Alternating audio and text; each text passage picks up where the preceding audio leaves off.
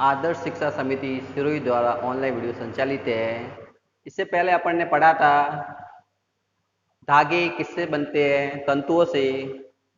तंतु दो प्रकार के होते हैं, प्राकृतिक तंतु और संश्लिष्ट तंतु। उनके उदाहरण भी पढ़े थे अपन ने। और उनसे तंतु जो प्राकृतिक होते हैं उसके अंदर पादप से भी प्राप्त होते हैं और जंतुओं से भी प्राप्त होते हैं, उसके बारे में भी पढ़ा था अपन ने।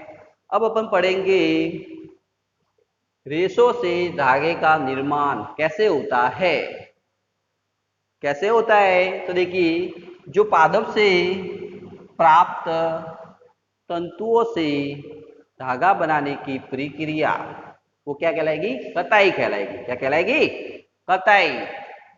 और कताई की प्रक्रिया से क्या होते हैं, उसके अंदर बहुत सारे रेशे होते हैं। रेशों के पुंज क्या होंगे, धीरे धीरे खींचते हैं। क्या करेंगे, धीरे धीरे खींचते हैं।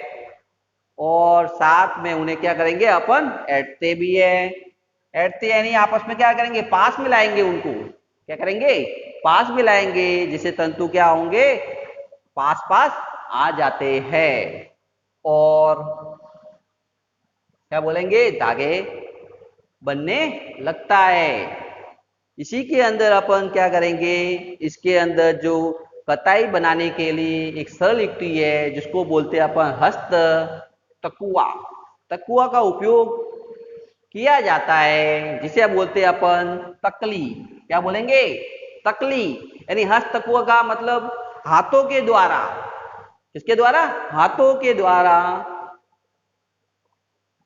निर्माण किया जाता है। और इसके अंदर एक सरल युक्ति होती है, वो होता है अपन के चरखा। क्या होता है, चरखा होता है, जिनका निर्माण हमारे राष्ट्रपिता महात्मा गांधी जी ने स्वतंत्र आंदोलन में किया था। उन्होंने बताया कि हाथ से बनी वस्तुओं का ही उपयोग करना चाहिए, विदेशों से आने वाली वस्तुओं का बहिष्कार करना चाहिए। इसलिए इन्होंने चरखे का निर्माण किया। इसी के अंदर अपन वस्त्र निर्माण प्रक्रिया का आरेख, यानी वस्त्र का निर्माण कैसे होता है। सबसे पहले अपन कपास गोलक की बात करते हैं। कपास गोलक होता है जो किससे प्राप्त होता है, अपन को रुई से। रुई को ओटना, ओटने से, ओटेंगे तो उससे अपन को रेशे प्राप्त होंगे। और उन रेशों को अपन क्या करेंगे, पास पास मिलाएंगे। लाने से क्या बनेगा, धागे बनेंगे। क्या बनेंगे, धागे। और धागे बनाने के बाद में वस्त्र का निर्माण होता है। लेकिन धागे बनाने के अंदर दो विधियां होती है। पहली है बुनाई विधि और दूसरी है बंधाई। इन दोनों विधियों को आपस में मिलाकर वस्त्र का निर्माण किया जाता है। अब वस्त्र का निर्माण किया जाता है तो वस्त्र के निर्माण के अंदर अपन इनकी जो विधियां है, बुनाई और बंधाई विधि, धागे से वस्त्र बनाने की विधियां, बुनाई और बंधाई दो विधियां हैं। सबसे पहले बुनाई विधि की बात करते हैं तो धागों के दो सेटों आपस में व्यवस्थित करने पर वस्त्र बनाने की प्रक्रिया वो कहलाएगी आपकी बुनाई। क्या कहलाएगी, बुनाई।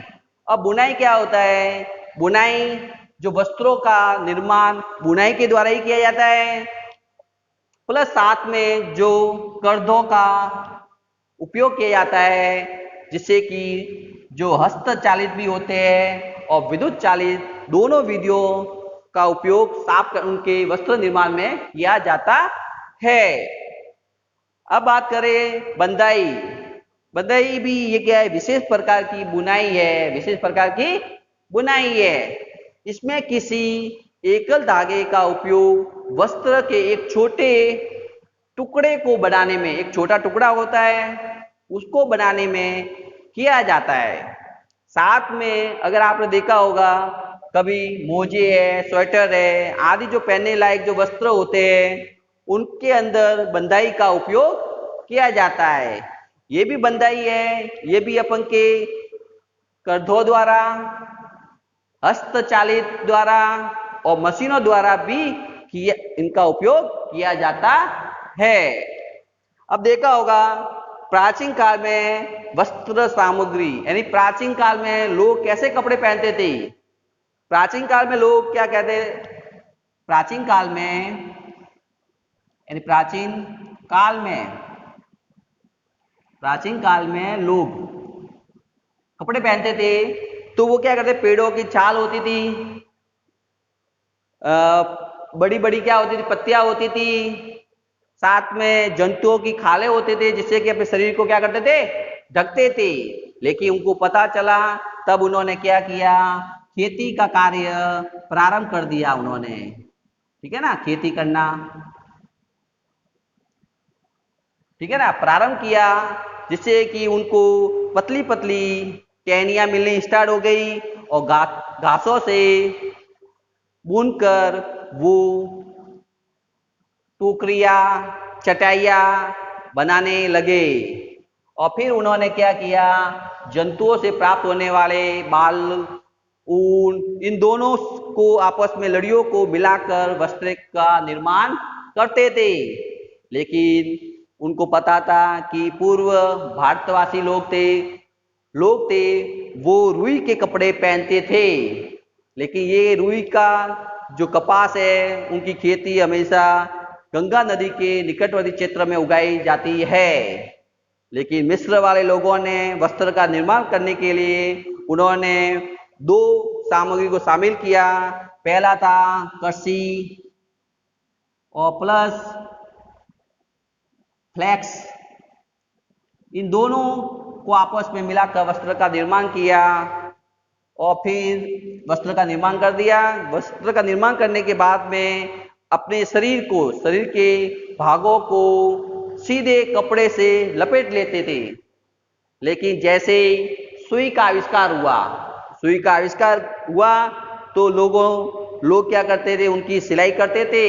तो सिलाई करने में कपड़ों में विभिन्नता आने लगी।